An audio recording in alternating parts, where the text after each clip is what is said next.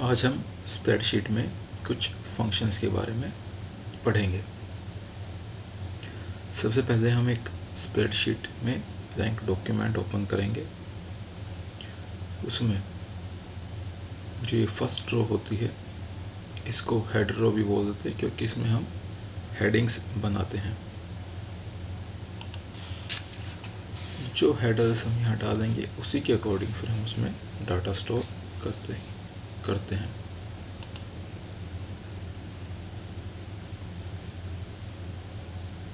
अब जैसे हमने हेडिंग्स बनाई है category, quantity, unit price, total price.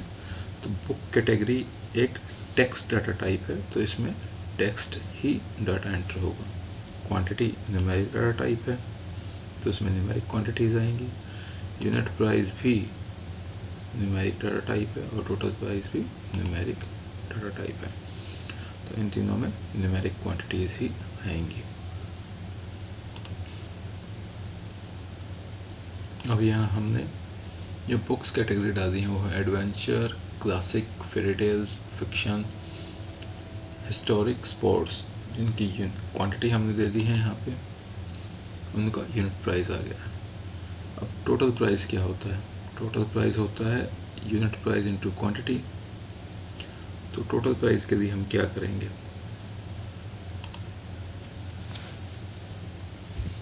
Equal to sign से ही सारे फॉर्मूले स्टार्ट होते हैं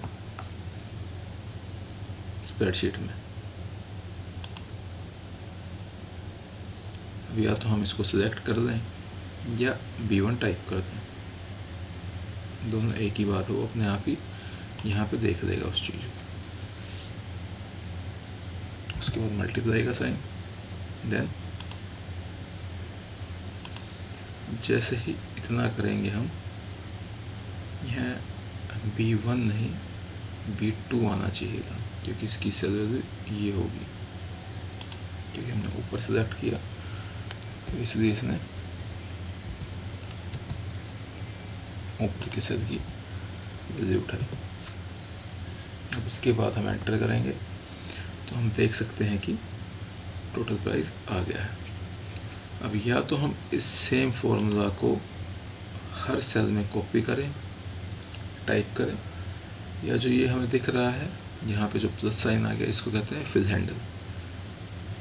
इसको प्रेस करके लेफ्ट क्लिक से हम जितनी सेल तक इसको लेके जाएंगे वहाँ तक ये फॉर्मूला अपने आप कॉपी हो जाएगा और सबकी वैल्यू अकॉर्डिंगली एडजस्ट हो जाएगी। जैसे ये D3 है तो इसमें B3 इंटू C3 हो गया, D4 है तो B4 इंटू C4 हो गया, D5 हो तो B5 इंटू C5 हो गया। सब में फॉर्मूला अप्लाई हो जाएगा अपने आप ही। तो ये मल्टीप्लिकेशन कैसे यूज़ होती है वो हमें पता लग गया है। अब यहाँ पे हम देखते हैं कि कैसे हमने फॉर्मूला, ये फंक्शंस इस्तेमाल किए हैं। अब सबसे पहले हमें इक्वल टू का साइन लगाना होता है। इक्वल टू के साइन के बाद अगर कोई हम दूसरा फंक्शन यूज़ करेंगे, जैसे मिन, मैक्स, मिनिमम या मैक्सिमम, तो इक्वल टू के बाद हम वो फंक्शन लिखेंगे। फंक्शन के बाद जो ब्रैकेट है वो शुरू करेंगे हम, यानी कि ये ऐसे ब्रैकेट यूज़ करेंगे हम। उसके बाद जिस ब्रैकेट के अंदर जो हम डालेंगे वो होती है सेल रेंज।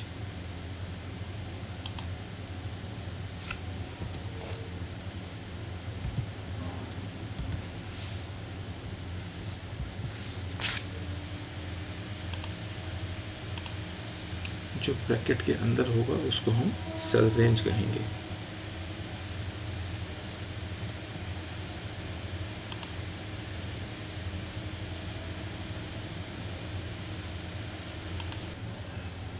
अब हम यूज़ करते हैं मैक्स फंक्शन को। मैक्स फंक्शन न्यूमेरिक डाटा में सबसे बड़े डाटा का पता लगाने के लिए किया जाता है। तो अब यहाँ हम क्वांटिटी भी देख सकते हैं कि मैक्सिमम क्वांटिटी कौन सी है, यानी कि सबसे ज़्यादा कौन सी सबसे ज़्यादा किताबें हैं। और यूनिट प्राइस में भी हम मैक्स फंक्शन लगा सकते हैं कि किस किताब का रेट सबसे ज़्यादा है या कौन सा सबसे ज़्यादा यूनिट प्राइस है किसी भी किताब का। तो अब मैक्स फंक्शन कैसे यूज़ होता है, जैसा कि अभी बताया था, पहले इक्वल टू का साइन यूज़ करना है, उसके बाद फंक्शन का नाम यानी कि मैक्स, देन ब्रैकेट के अंदर सेल रेंज,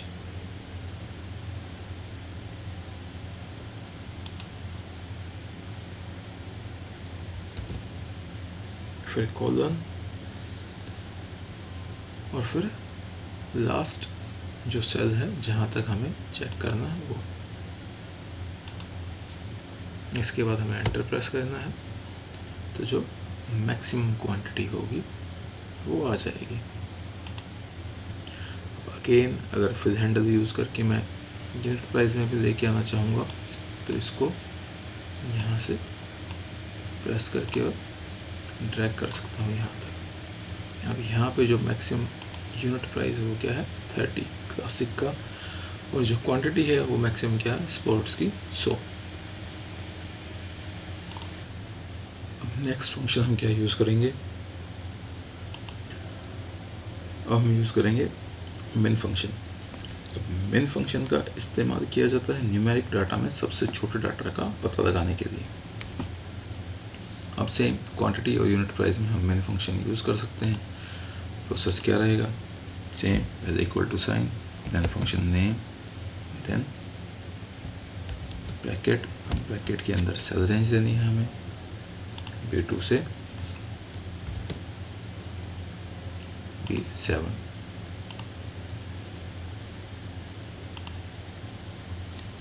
फिर एंटर प्रेस करना है।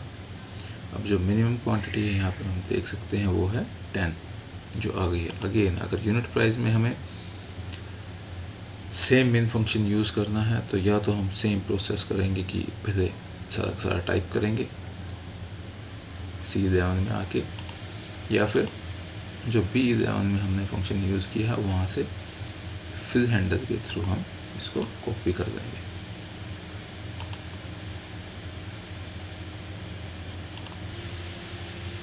अब यहाँ हम देख सकते हैं यूनिट क्वांटिटी में जो सबसे छोटा यूनिट है वो 10, और यूनिट प्राइस में जो सबसे मिनिमम क्वांटिटी हो गया है 10। अब जो नेक्स्ट फंक्शन हम यूज़ करेंगे वो काउंट। अब काउंट फंक्शन का काम होता है सेल्स को काउंट करना। काउंट फंक्शन भी न्यूमेरिक डाटा वैल्यूज़ पर ही काम करता है। अब हमारी कितनी कैटेगरीज हैं वो हम काउंट करेंगे काउंट फंक्शन से। अब उससे पहले हम देख सकते हैं जैसे हमने ये हेडिंग बनाई, अब ये इस रेंज से बाहर आई हुई है, तो इसको ऑटोमेटिकली एडजस्ट करने के लिए हम यहाँ जाएंगे और यहाँ सिंपली डबल क्लिक करेंगे तो ये अपने आप उसको एडजस्ट कर देगा। और जैसे हमने बोल्ड कर रखे हैं तो इस हेडिंग को भी हमें बोल्ड करना हो तो यहाँ से बोल्ड प्रेस कर देंगे, बोल्ड हो जाएगा। अब अगेन हमें फॉर्मूला क्या यूज़ करना है, सेम इक्वल टू साइन, फिर फंक्शन नेम, देन जो हमारी सेल रेंज होगी वो सेल रेंज हमारी क्या है, सेम B2 से B7, देन प्रेस एंटर। तो जो हमारी जितनी कैटेगरीज हैं 1 2 3 4 5 6 B2 से B7 वो ऑटोमेटिकली यहाँ पे शो हो जाएंगे। नेक्स्ट फंक्शन जो हम यूज़ करेंगे वो है सम फंक्शन। अब सम फंक्शन का काम होता है सेल रेंज में दिए गए डाटा को ऐड करना। अब डाटा को ऐड करना है तो उससे हम समझ सकते हैं कि सम फंक्शन न्यूमेरिक डाटा वैल्यूज़ पर ही काम करेगा। अब यहाँ हम जितनी भी क्वांटिटी हैं उन सबको ऐड करते हैं। सेम फॉर्मूला क्या होगा, equal to sign then function name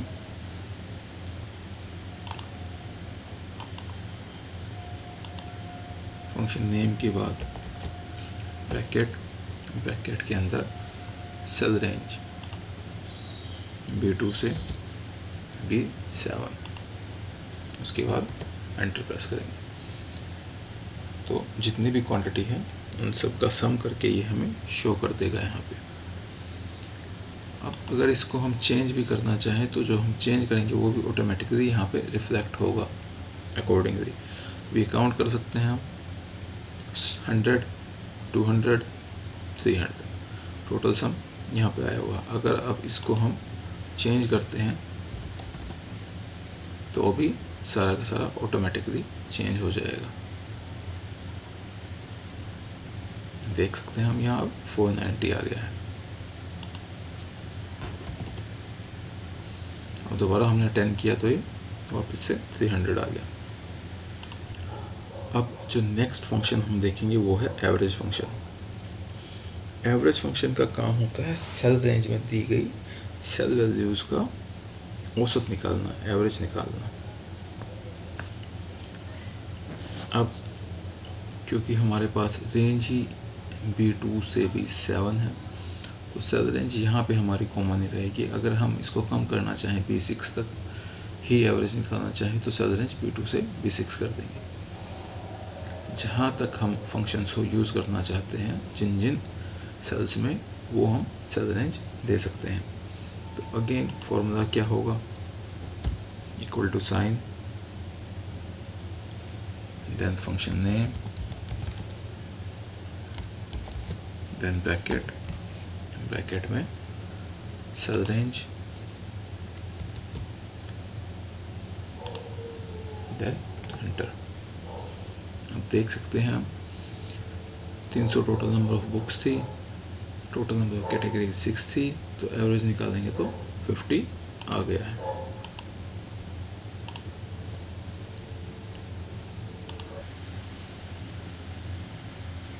अब सेम फंक्शंस को हम क्वांटिटी में, यूनिट प्राइस में, टोटल प्राइस में भी यूज़ कर सकते हैं। अगर हमें कॉपी करना हो